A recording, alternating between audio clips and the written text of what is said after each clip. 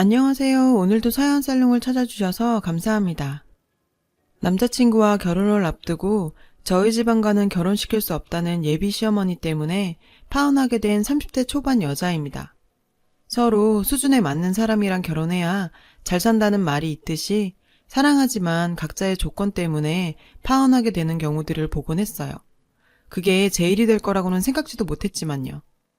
결혼 준비 과정에서 겪게 된 제 사연을 한번 얘기해 볼까 해요. 저는 농장을 운영하시는 부모님 사이에서 태어났습니다. 어린 시절을 시골에서 보내게 됐어요.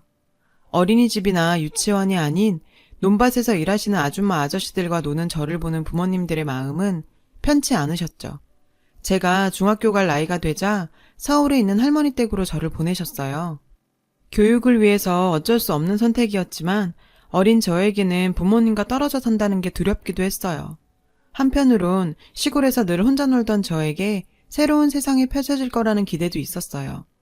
하지만 서울 생활은 정말 호락호락하지 않았어요. 시골에서 온 저는 친구들에게 촌년이라고 놀림받기 일쑤였죠. 학교 생활에 잘 적응하지 못했던 저에게도 늘 든든한 지원군이 되어준 사람들이 있었어요. 같은 학교를 다닌 저보다 2살 많았던 사촌 오빠는 제가 괴롭힘 당하지 않게 학교에서 보호해주곤 했어요. 항상 사촌 오빠 옆에는 남들보다 머리 하나는 더 큰 그가 있었어요.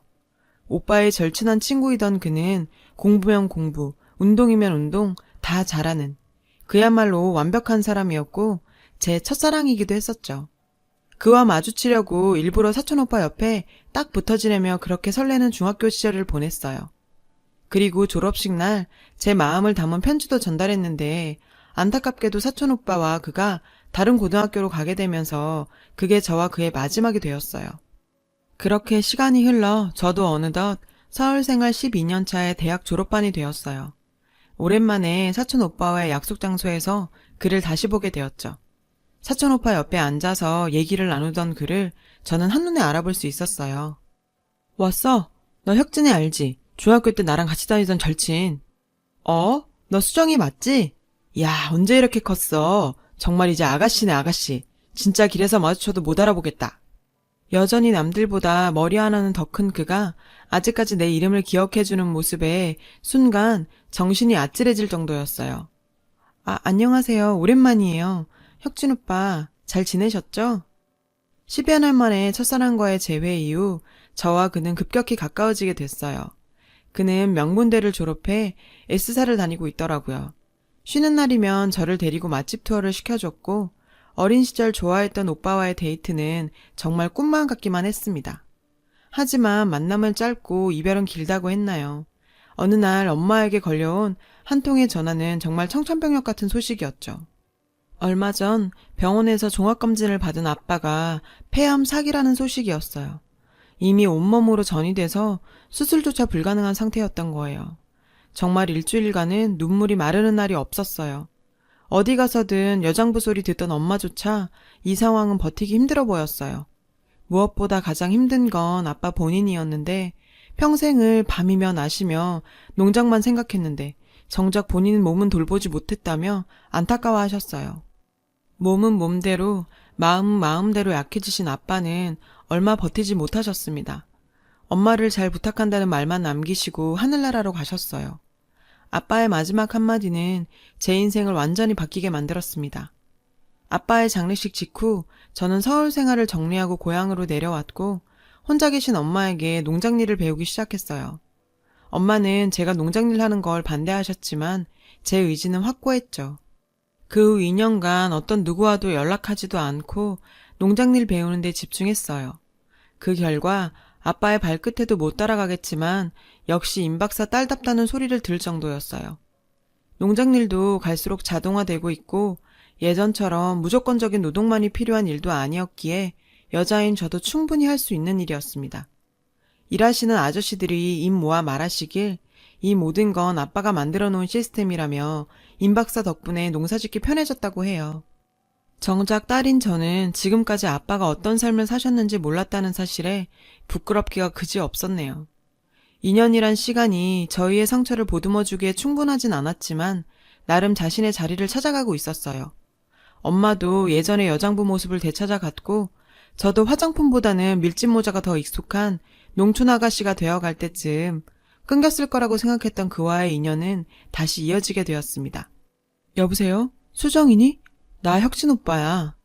2년 전 말도 없이 사라진 저였기에 항상 그에 대한 마음은 가슴 한켠에 남아 있었는데 서울에서 내려온 한동안 그의 연락을 받지도 않았거든요. 그래서 그도 포기한 줄 알았어요. 이렇게 다시 먼저 전화해준 그에게 고마웠어요. 그렇게 다시 이어진 인연에 서울을 오가면서 3년간 뜨겁게 사랑했어요. 점점 나이가 차가는 딸이 농사만 짓고 있는 걸 걱정하던 엄마도 제가 남자친구가 생겼다는 소식에 좋아하셨고 빨리 결혼해서 손주 보고 싶다며 성하셨어요. 말이 손주지 이 농사만 짓는 시골 생활을 제가 빨리 벗어나 보통의 삶을 살길 바라신 거죠. 그렇게 저만 바라보며 사시는 엄마에게도 남자친구는 든든한 사위가 되어줄 거라 믿었어요. 제가 먼저 결혼 이야기를 꺼냈고 남자친구의 프로포즈를 받아 결혼을 약속했어요. 하지만 결혼은 단순히 사랑만으로 되는 일이 아니었어요. 결혼 승낙을 받기 위해 처음 뵙게 된 시부모님과는 첫 만남부터 삐걱대기 시작했어요. 그래, 부모님은 어떤 일을 하시고? 아버지, 어머니 두 분 다 시골에서 농장 운영하셨는데 얼마 전 아버지가 돌아가시고는 지금은 저랑 어머니랑 운영 중이에요. 뭐? 농장? 농사 짓는다는 말이니? 뭐 어떤 거 하니? 과수원도 하고 소돼지도 키우고. 아니 됐다. 더 이상 말할 필요 없을 것 같구나. 여보, 가죠. 우리 집이 농사 짓는다는 얘기를 듣자마자 예비 시어머님께서는 자리를 박차고 일어났는데 저도 너무 당황해서 그 자리에서 얼음이 돼버렸고 남자친구 역시 예상치도 못한 상황에 어찌할 바를 몰라 했어요. 남자친구는 집에 가서 부모님을 잘 설득해보겠다고 걱정 말라며 저를 돌려보냈죠. 예비 시모의 한마디에 엄마 아빠가 평생 해온 일이 무시당하고 바닥에 내팽겨 쳐진 것만 같았어요. 그리고 얼마 후 예비 시모께서 한번 만나자는 전화가 왔는데요. 저는 이번 기회에 지난번의 오해 또 풀고자 급하게 서울로 올라가서 약속 장소로 갔어요. 예비 시모께서는 저를 보자마자 차갑게 말씀하셨어요. 단도직입적으로 말하마. 나는 내 아들 농사 짓는 집에 장가 못 보낸다. 내가 우리 아들을 어떻게 공부시켜서 대기업을 보냈는데 그런 천안이라는 집안에 장가를 보낼 수 있겠니?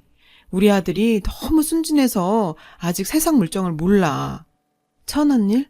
우리 집이 천안일 하는 집안이라고 말하는 예비 시모의 태도에 저도 참을 수가 없었어요. 어머님, 너무하시네요. 아무리 그래도 천안일이라뇨. 왜 농사짓고 가축 키우는 게 천안일이에요? 요즘엔 농장일도 다 과학적으로. 그래 봐야 농사가 농사지. 옛부터 못 배운 사람들이나 하는 게 농사 아니냐. 내 말이 틀려? 아무튼 난 할 말 다 했다. 우리 아들 더 이상 만나지 말아줬으면 좋겠구나. 너희 나이 때나 사랑 타령하지 결국 조건 맞춰서 사는 거란다 얘야. 주제를 알아야지. 예비 시모는 자기 아들과 헤어지라는 말을 남기고 떠났고 이런 취급 받으면서 결혼해야 하나 싶은 생각이 들었어요. 하지만 여전히 남자친구를 사랑했고 그 사랑만큼은 변함이 없을 거라고 생각했어요. 그 일이 있기 전까지는 말이죠. 오랜만에 사촌오빠로부터 전화가 왔고 사촌오빠는 굉장히 이상한 말을 하더라고요. 수정아, 너 혹시 혁진이랑 헤어졌니? 예비 시모와 이 일 이후 약간 서먹해지긴 했지만 남자친구와는 별 문제 없었거든요. 그래서 저는 이상한 질문이라고 생각했어요. 아니, 우리 아직 잘 만나고 있는데 왜? 이걸 내가 말해야 할지 고민 많이 했는데 요즘 혁진이 주말마다 선보고 다닌다더라. 이번 주에도. 이번 주말 회사 일이 바빠서 못 본다는 남자친구의 말이 떠오르면서 망치로 머리를 쾅 하고 맞는 기분이었습니다. 너 혁진이 엄마가 헤어지라고 했다면서. 내가 혁진이한테 쌍욕도 하고 달래도 봤는데 나도 이제 혁진이 놈이랑 인연 끊을 생각이야. 이미 사촌 오빠는 제 일을 다 알고 있다는 듯 했는데 저는 다른 것보다 제 결혼에 들떠있는 엄마에게 이 사실을 알릴 수 없었어요. 사촌 오빠의 입단속을 단단히 시킨 뒤 남자친구에게 전화했죠. 오빠, 나 수정이. 혹시 이번 주말에 올 수 있어? 내가 이번 주에 회사 일 때문에 못 간다고 했잖아. 왜? 무슨 일 있어? 목소리 하나 안 바뀌고 거짓말하는 남자친구였지만 이 믿기지 않는 사실을 제 눈으로 확인하고 싶었어요. 사촌 오빠를 통해 알게 된 그의 맞선 장소에 찾아갔어요. 그곳에서 다른 여자와 함께 있는 모습을 보게 되었습니다. 내가 자기와의 결혼 때문에 지 엄마한테 어떤 수모를 당했는데 지는 다른 여자와 선을 보고 있어? 오빠, 여기가 회사야? 네가 여기에 왜? 너 나 미행했니? 미행이고 자시고 이거부터 설명해야 하는 거 아니야? 나랑 결혼 약속한 사람이 왜 선을 보고 있냐고. 선호가 말했어? 나 선 본다고? 참나 친구 사이라고 말해줬더니 그걸 고세 일러 바쳤네. 엄마가 너는 절대 안 된다고 엄마가 잡아주는 선자리에 나와보라고. 그래도 안 되면 허락하겠다는데 나는 어떡하냐? 내가 나조차고 이렇게 선보러 다니는 줄 알아? 오히려 저를 위해서 맞선을 봤다는 말도 안 되는 소리를 하는 남자친구에게 들고 있던 커피를 얼굴에 뿌려버렸어요. 그리고 집으로 돌아왔는데 그제서야 상황 파악이 됐는지 남자친구는 자신이 잘못했다며 한 번만 용서해달라며 매달리더라고요.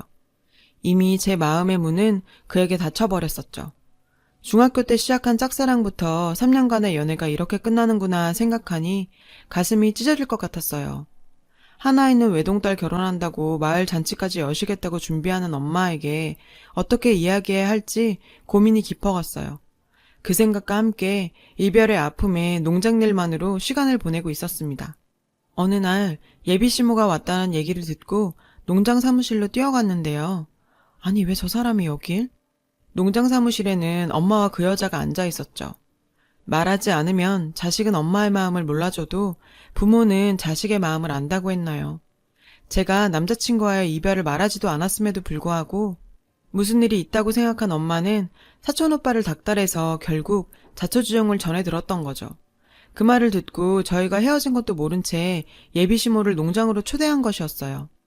사돈, 아이들이 좋다고 하는데 결혼시키시죠. 제발 한 번만 와달라고 해서 이 시골 촌고수까지 왔더니 뜬금없이 사돈이라뇨. 저희 아들 이곳에 장가 보낼 생각 없습니다. 급이 맞아야 결혼을 하죠. 사돈이 저희 집 농사 짓는 집이라 반대하신다고 들었는데 딸아이 결혼시키면 농장 정리하고 서울로 올라갈 생각이었어요. 서울에 제가 살 집도 이미 마련해뒀고 딸아이 앞으로 아파트도 준비해뒀고요. 그 여자는 엄마 말에 웃기지도 않는 소리 한다며 콧방귀를 꼈는데요. 시골에서만 사시니까 세상 물정 정말 모르시네요. 이런 농장 팔아서 무슨 서울에 아파트를 산다고. 요즘 서울에 아파트가 얼마씩 하는지는 아세요? 사돈, 여기 동네 들어오실 때 과수원 보셨죠? 거기서부터 저 뒤에까지 다 저희 농장이에요. 애 아빠가 죽기 전에 서울에 부동산도 여러 채 사둬서 우리 딸아이 앞으로 부동산도 꽤 되고요. 그런 걱정은 안 하셔도 됩니다. 엄마의 말을 들은 예비 시모는 아수라백작이 따로 없었는데요. 눈알 굴러가는 소리가 읍내까지 들릴 것 같더라고요. 어머어머 그러셨구나 사돈. 그것도 모르고 그냥 동네에서 농사 짓는 분들인 줄 알았네요. 날짜는 언제로 잡을까요? 빠르면 빠를수록 좋을 것 같은데. 우리 집에 장가 보낼 수 없다더니 우리 집 재산 얘기를 듣더니 아주 저희 엄마에게 붙어서 떨어질 생각을 하질 않았죠. 이 역겨운 꼴을 더는 볼 수 없어서 사무실로 들어갔어요. 어머 우리 애기 왔니? 말을 하지 그랬니? 이렇게 큰 농장인 줄 생각도 못했잖니? 지난 일은 다 잊고 우리 한번 잘 지내보자. 역겨워 정말. 수정아, 너 시어머니 될 사람한테 무슨 말버릇이니?